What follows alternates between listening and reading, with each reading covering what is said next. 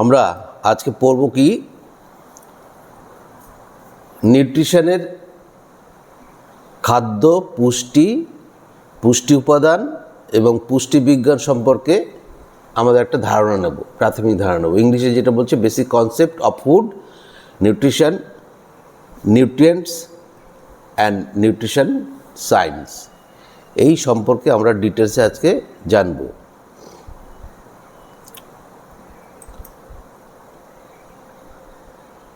তো আমরা এবার শুরু করব। মূল ব্যাপারটা নিউট্রিশন যে কথাটা এসছে,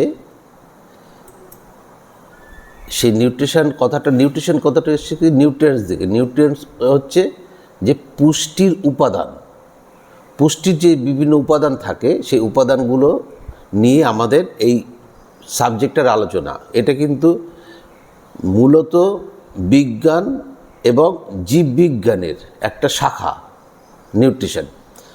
তো আমরা আজকে যেটা পড়তে যাচ্ছি সেটা মূলত খাদ্যের উপরে আমরা আজকে যতটা জানব।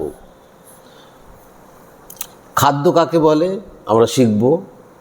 খাদ্য হচ্ছে সেই সমস্ত আহার্য যা খেলে আমাদের কাজ করার ক্ষমতা জাগে, এবং কি করি না আমরা যত রকমের খাদ্য আছে, বিভিন্ন প্রকারের খাদ্য আছে, সেই খাদ্যগুলো আমাদের শক্তির যোগান দেয় এবং তার ফলে আমরা বিভিন্ন কাজ করতে পারি।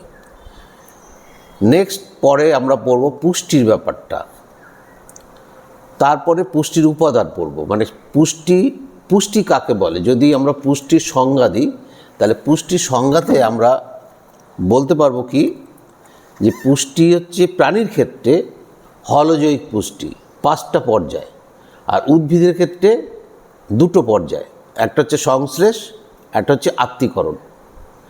ইংরেজিতে যদি বলি সিনথেসিস অ্যান্ড অ্যাসিমিলেশন। আর বাংলায় যদি আমরা প্রাণীর ক্ষেত্রে বলি তাহলে হচ্ছে 5টা পর্যায়ে তোমরা জানো। 5টা পর্যায় হচ্ছে কি খাদ্য গ্রহণ, গৃহীত খাদ্যের পরিপাকভুক্ত খাদ্যের শোষণ, শোষিত খাদ্যের আত্তীকরণ, এবং যেটা অপাচ্য খাদ্য তার বহিষ্করণ। সেটাই হচ্ছে পুষ্টির সংজ্ঞা। তো আমরা এখানে আজকে খাদ্য বলতে, খাদ্য বা ফুড, এই ফুড কথাটার অর্থ হচ্ছে সেই সমস্ত সামগ্রী যা আমরা খাদ্য হিসাবে গ্রহণ করতে পারি। খাদ্য হিসাবে কিন্তু সব কিছু আমরা গ্রহণ করতে পারি না। ইট, কাঠ, পাথর আমরা খাদ্য হিসাবে গ্রহণ করতে পারি না। তা সত্ত্বেও আমরা এটা বলতে পারি কাঠের মধ্যেও কিন্তু শক্তি আছে। এই শুকনো একটা কাঠ, তার মধ্যেও কিন্তু শক্তি আছে। এই শক্তিটা আমরা কীভাবে পাই? পোড়ালে পরে আমরা দেখি আগুন জ্বলছে, তার মানে শক্তি আছে। কিন্তু সেই কাঠটা যখন গাছ হিসাবে ছিল তার মধ্যে ছিল কি স্থৈতিক শক্তি, এটিপি রূপে খাদ্যের মধ্যে। সেই সমস্ত খাদ্য যার মধ্যে এটিপি শক্তি রয়েছে তাকেই আমরা গ্রহণ করতে পারি, এবং সেটাকেই বলছি আমরা খাদ্য। এই খাদ্যর সংজ্ঞা যদি বলি তাহলে কি বলবো?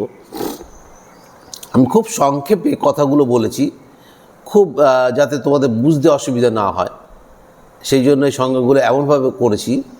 ফুড বা খাদ্য কি না, সেই সমস্ত জিনিস জীবের জন্য। জীব বলতে কি? জীব বলতে 2 প্রকার হয়, একটা হচ্ছে প্রাণী, আর একটা হচ্ছে উদ্ভিদ।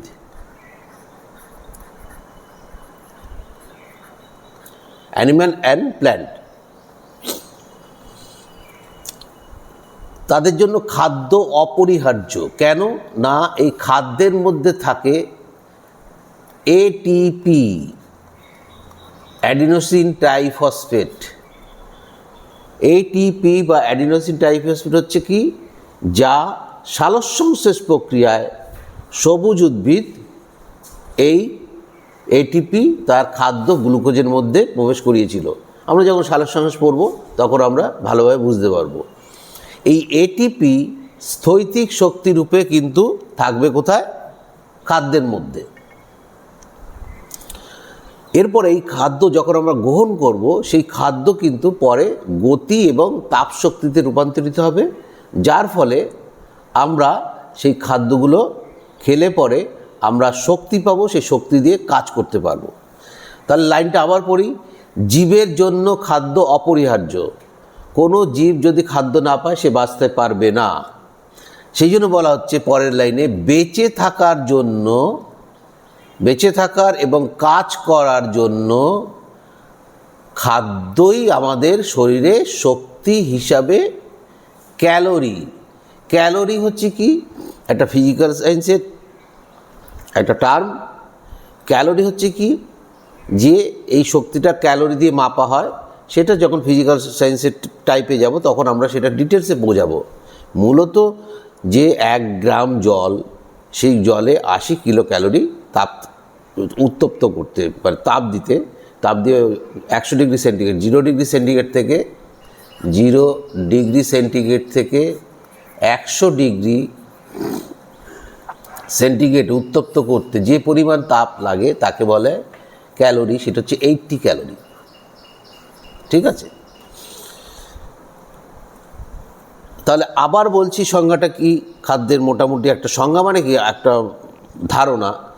জীবের খাদ্য অপরিহার্য, বেঁচে থাকার এবং কাজ করার জন্য খাদ্য আমাদের শরীরে শক্তি হিসাবে ক্যালোরি যোগায়, মানে শক্তি যোগায়। এবং দেহের কি কাজ করে, নতুন কোষ তৈরি করে, যার ফলে আমাদের বৃদ্ধি ঘটে। নতুন যে কোষ তৈরি করবে তার পরিপ্রেক্ষিতে আমাদের দেহের বৃদ্ধি ঘটবে। এই বৃদ্ধির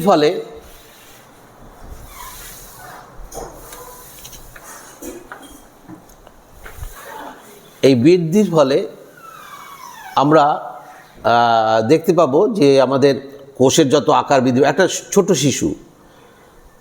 শিশু পরপর সে বৃদ্ধি পাচ্ছে, মানে কি কোষের তৈরি হচ্ছে। কোষ তৈরি হচ্ছে কোথা থেকে? খাদ্য কী করে আসছে না, খাদ্যের ভেতরে এটিপি শক্তি আছে। তাহলে এই খাদ্যের জন্য আমাদের নতুন কোষ তৈরি হবে।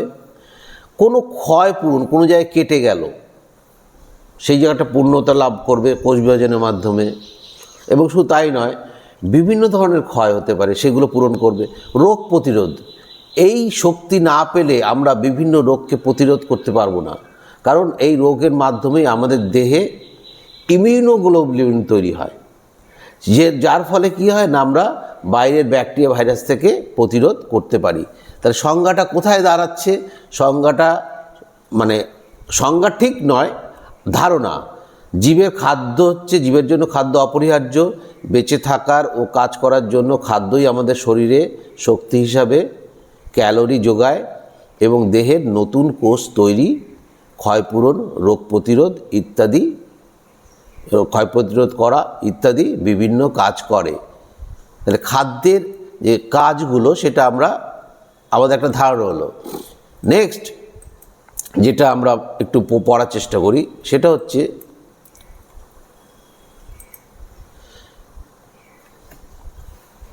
খাদ্য হলো সেই সব উপাদান, ভালো করে বোঝো, খাদ্য হলো সেই সব উপাদান যা আমাদের দেহে ক্যালোরি বা শক্তি যোগায়। সে একটা কথাই বলছি, অর্থাৎ যে সব উপাদানের তাপন মূল্য আছে, ভেরি ইম্পর্টেন্ট লাইন, তাপন মূল্য।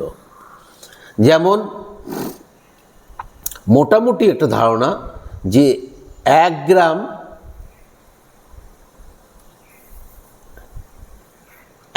গ্রাম কার্বোহাইড্রেট থেকে আমরা 3.1 কিলো ক্যালোরি তাপশক্তি পাই।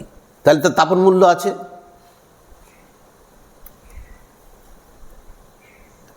1 গ্রাম প্রোটিন থেকে, প্রায় প্রোটিন, পিআরও লিখলাম মানে প্রোটিন থেকে আমরা 3.4, দুটোর ক্ষেত্রেই প্রায় সমান কিলো ক্যালোরি তাপশক্তি পাই।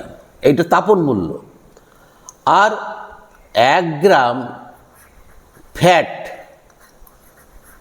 ফ্যাট থেকে আমরা 9.1 সামথিং কিলো ক্যালোরি তাপশক্তি পাই। এই তাপশক্তিগুলো পাই বলে এই খাদ্যগুলোর তাপন মূল্য আছে। খাদ্যের যে বিভিন্ন উপাদান তার মধ্যে মূল উপাদান হচ্ছে কার্বোহাইড্রেট, প্রোটিন এবং ফ্যাট। কারণ এই খাদ্যর মধ্যে এটিপি থাকে এবং সেটাকে আমরা বের করে আনতে পারি এবং এটার থেকে আমরা তাপন মূল্য হিসেবে বিভিন্ন ক্যালোরির তাপ পাই বা শক্তি পাই, যেটা আমাদের গতিশক্তি মানে কাজ করার শক্তি এবং আমাদের বিভিন্ন রকম যে আমরা কাজ করি সেটা এবং অন্যান্য যাবতীয় শরীরকে চালানোর জন্য ফিজিওলজি বা অন্যান্য যে আমাদের বিপাক ক্রিয়া সমস্ত কিছুর জন্য পাই। তাহলে একটা জিনিস এখানে পরিষ্কার, সবচেয়ে বেশি তাপ কোনটায় পাই? ফ্যাটে। ফ্যাটে সবচেয়ে বেশি, 1 গ্রাম ফ্যাটে সবচেয়ে বেশি। আর প্রোটিন এবং তোমার হচ্ছে কার্বোহাইড্রেট মোটামুটি 3 কিলো ক্যালোরির কাছাকাছি। তাহলে যেমন উদাহরণ দিয়েছি কি 3 জাতীয় খাদ্যের উপাদান কিন্তু আরও আছে। বায়োলজির ভাষা হচ্ছে 6 রকমের আর নিউট্রিশনের ভাষা হচ্ছে 7 রকমের। কি কি? প্রোটিন, শর্করা, লিপিড, এই 3টে তো আছেই। এছাড়া কি থাকে? জল। জল খাদ্যের একটা উপাদান, শক্তি দেয় না, কিন্তু আমাদের সমস্ত কিছুতে জলের দরকার। আমাদের দেহের 90% হচ্ছে জল। খনিজ লবণ, ভিটামিন,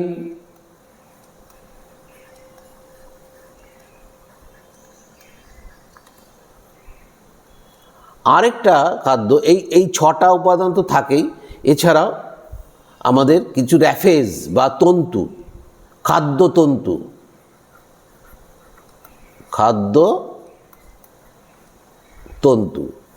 এগুলো আমাদের কি করে? যে এগুলো আমাদের স্টুল বা যে আমাদের অপাচ্য অংশকে বার করতে সাহায্য করে।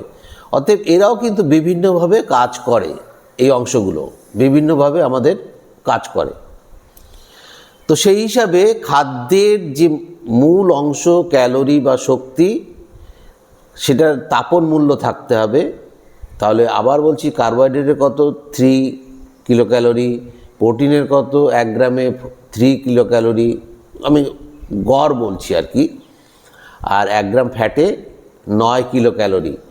তাহলে এই যে তাপন মূল্য সবচেয়ে বেশি কার? সবচেয়ে বেশি আমরা বলতে পারি হচ্ছে ফ্যাটের। এটা কিন্তু ভুললে চলবে না, সবচেয়ে বেশি হচ্ছে ফ্যাটের। নেক্সট যে কথাগুলো বলছিলাম এতক্ষণ, সেই কথাগুলো এখানে। তবে যেটা আগে বললাম, ভিটামিন, খনিজ লবণ, জল এবং খাদ্যতন্তু।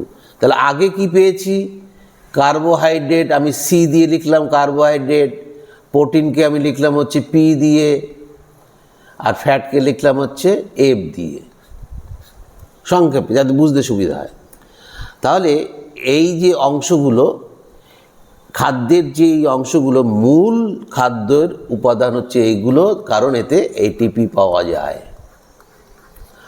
আর এই যে ভিটামিন, খনিজ লবণ, জল এবং খাদ্যতন্তু, এতে শক্তি পাওয়া যায় না ঠিকই, কিন্তু ভিটামিন যেমন রোগ প্রতিরোধে সাহায্য করে, খনিজ লবণ আমাদের বিভিন্ন যে দেহের বিভিন্ন যে অংশ আছে, যেমন কোষের মধ্যে আর্গেস্টিক সাবস্টেন্স আছে, দেহে সোডিয়াম, পটাশিয়াম পাম্প তৈরি হয় বিভিন্ন জায়গায়। আর জল তো হচ্ছে একটা মাধ্যম, সেটা না হলে তো হবেই না। তাহলে আবার বলছি, খাদ্যের মূল তাহলে নিউট্রিশনে আমরা 7টা উপাদান পাচ্ছি: প্রোটিন, কার্বোহাইড্রেট, ফ্যাট, খনিজ লবণ, জল, ভিটামিন, খাদ্যতন্তু ইত্যাদি। কিছু পুষ্টি উপাদান আছে যেগুলি সরাসরি ক্যালোরি শক্তি উৎপন্ন করে না, কিন্তু আমাদের শারীরবৃত্তীয় কাজে সাহায্য করে। খুব ইম্পর্টেন্ট। শারীরবৃত্তীয় কাকে বলে? যে সমস্ত প্রক্রিয়া শরীরের অভ্যন্তরে ঘটবে কিন্তু কোষের বাইরে। শরীরের অভ্যন্তরে ঘটবে কিন্তু কোষের বাইরে, সেটা হচ্ছে শারীরবৃত্তীয় প্রক্রিয়া।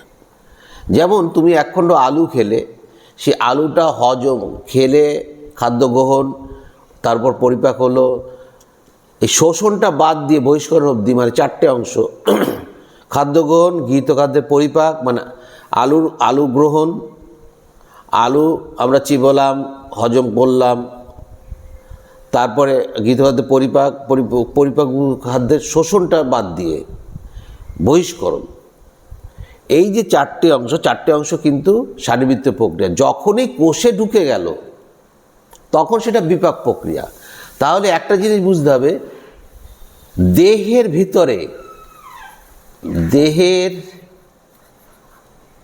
ভিতরে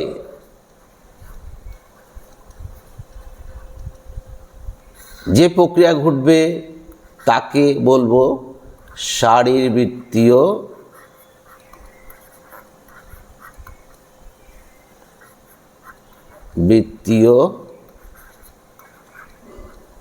প্রক্রিয়া।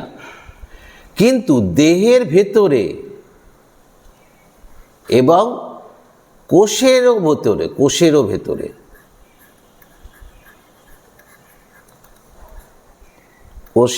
ভেতরে বা মধ্যে,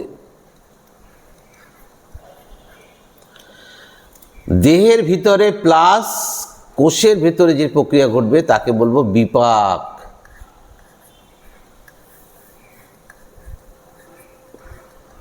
এটা ভুলো না, কিন্তু খুব এর পরবর্তীতে সবসময় কিন্তু কাজে লাগবে। তাহলে শারীরবৃত্তীয় প্রক্রিয়া আর বিপাক প্রক্রিয়ার মধ্যে, দুটোর মধ্যে পার্থক্য বুঝতে পারলাম। এই বিপাক আবার 2 রকমের হয়। কি বিপাক? একটা উপচিতিমূলক বিপাক আর একটা হচ্ছে অপচিতিমূলক বিপাক। উপচিতিমূলক বিপাক কি? যে বিপাক প্রক্রিয়ায় দেহের শ্রীবৃদ্ধি ঘটবে, ওজন বাড়বে, জটিল খাদ্যবস্তু ভেঙে সরল খাদ্যবস্তুতে পরিণত হবে। আর যে প্রক্রিয়ায় অপচিতি কি? যে প্রক্রিয়া হচ্ছে তোমার দেহের খাদ্যটাই ভাঙবে, শক্তিটা বেরিয়ে আসবে, এবং শুধু তাই নয়, তোমার সরল খাদ্যবস্তু থেকে জটিল খাদ্যবস্তু তৈরি করবে, তাকে আমরা বলবো হচ্ছে অপচিতি বিপাক। এটা আমরা পরে আরও ডিটেলসে পড়ব। নেক্সট যেটা আমরা দেখব সেটা হচ্ছে যে অবস্থাগতভাবে খাদ্যের অবস্থা, কি অবস্থায় আছে? তরল আছে,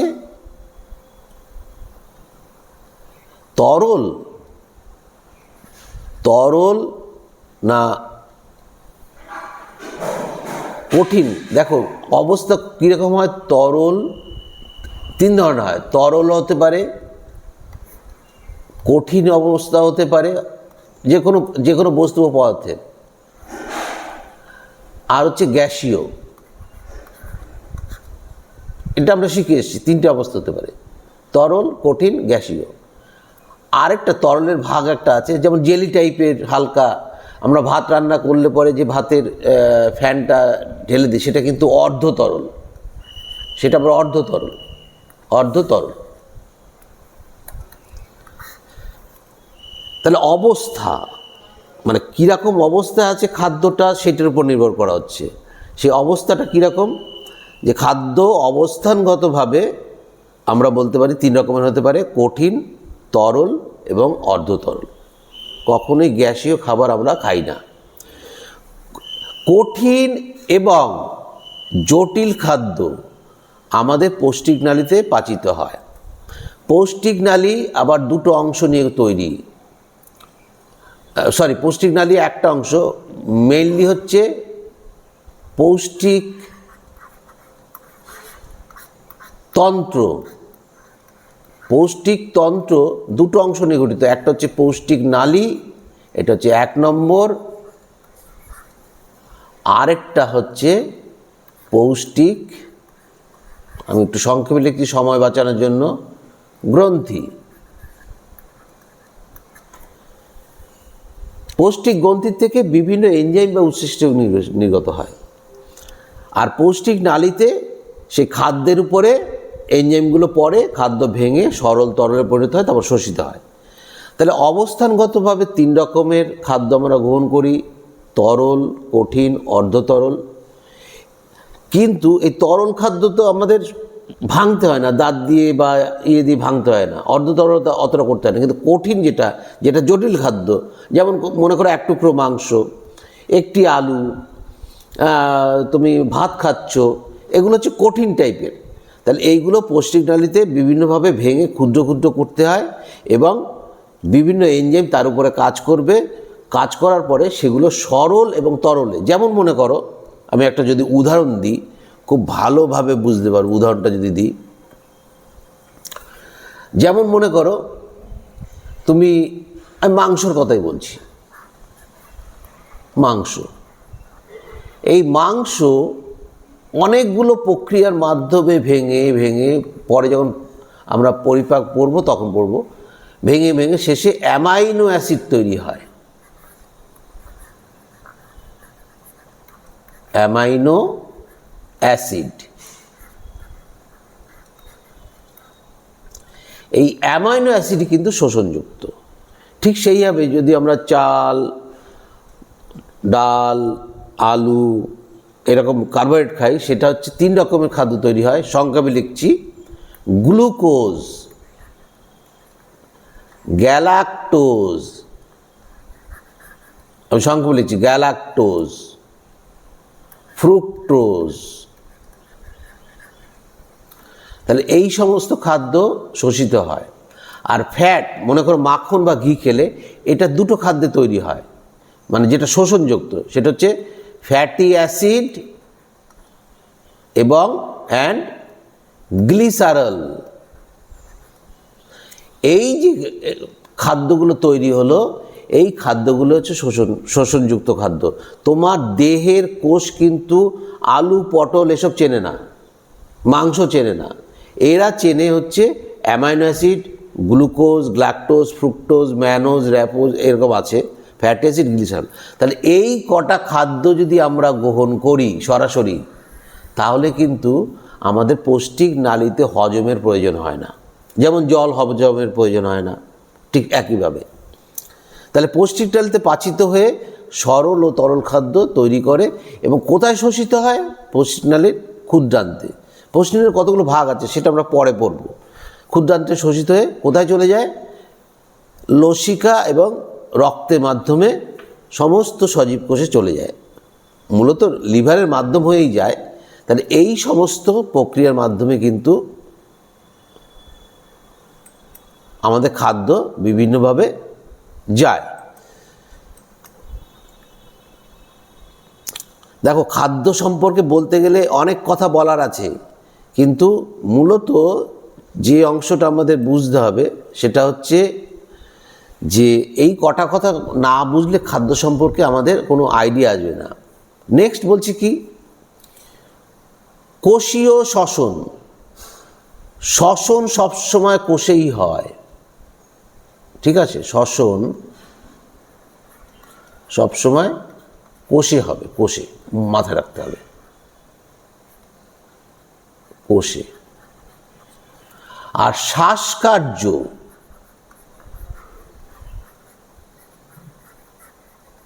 শ্বাসকার্য কোথায় হবে? কোষে হবে না, কোষের বাইরে ঘটবে। সেটা হচ্ছে শ্বাসকার্যটা হচ্ছে মেকানিক্যাল প্রক্রিয়া, বা এটা হচ্ছে যে এর মাধ্যমে আমাদের শ্বাসবায়ুর আদান প্রদান করা। তো আমরা শ্বসনে চলে যাচ্ছি, কোষের ভিতরে। কোষীয় শ্বসন প্রক্রিয়ার মাধ্যমে কোষে যে খাদ্যবস্তু, কোনগুলো? গ্লুকোজ, গ্ল্যাকটোজ, ফ্রুক্টোজ, ম্যানোজ, যেগুলো হচ্ছে একক শর্করা, অ্যামাইনো অ্যাসিড, তারপর হচ্ছে ফ্যাটি অ্যাসিড, গ্লিসারল, এগুলো সমস্ত ঢুকে যাবে। তাহলে কোষে খাদ্যবস্তু বলতে সেই খাদ্যবস্তু, এগুলো হচ্ছে পরিপোষক।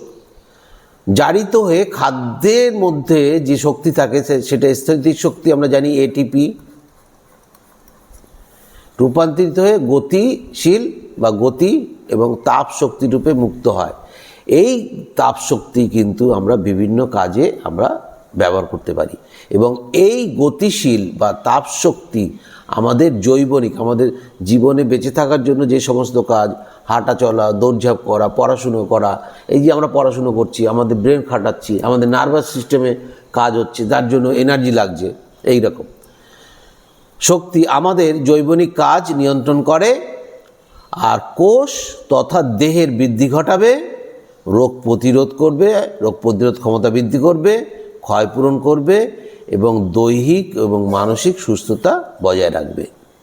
তাহলে এইখানে আমরা কতটুকু জিনিস শিখলাম?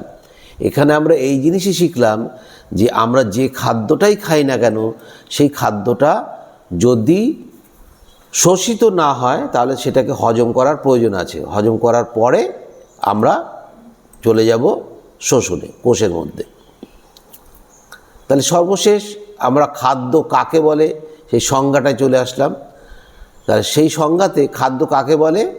যে সমস্ত আহার্য যা আমরা খাদ্য হিসেবে গ্রহণ করতে পারি, মানে যা আমরা খেতে পারি। প্রথমে বলছিলাম লোহাটাকে খেতে পারবো না, কিন্তু একটা ডিম সেদ্ধ আমরা খেতে পারবো।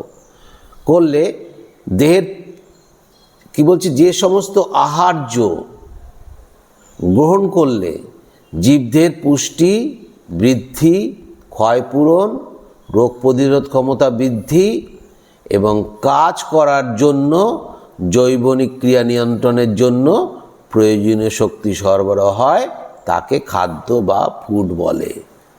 ফুড বলে। সংজ্ঞাটাতে কি বলা হলো? সংজ্ঞাটাতে এটাই বলা হলো যে যে সমস্ত খাদ্য, যে সমস্ত আহার্য আমরা গ্রহণ করলে আমাদের পুষ্টি হবে, বৃদ্ধি হবে, রোগ ক্ষমতা বৃদ্ধি পাবে এবং আমরা কাজ করার জন্য শক্তি পাব এবং প্রয়োজনীয় শক্তি সরবরাহ হবে, তাদেরই আমরা ফুড বলবো। আমরা এইখানে আজকে শেষ করব ফুডের ব্যাপারে। কেউ যদি যোগাযোগ করতে চায় আমার সঙ্গে, তাহলে আমার এই ফোন নাম্বারে যোগাযোগ করতে পারে। 965320 এই ফোন নাম্বারে যোগাযোগ করে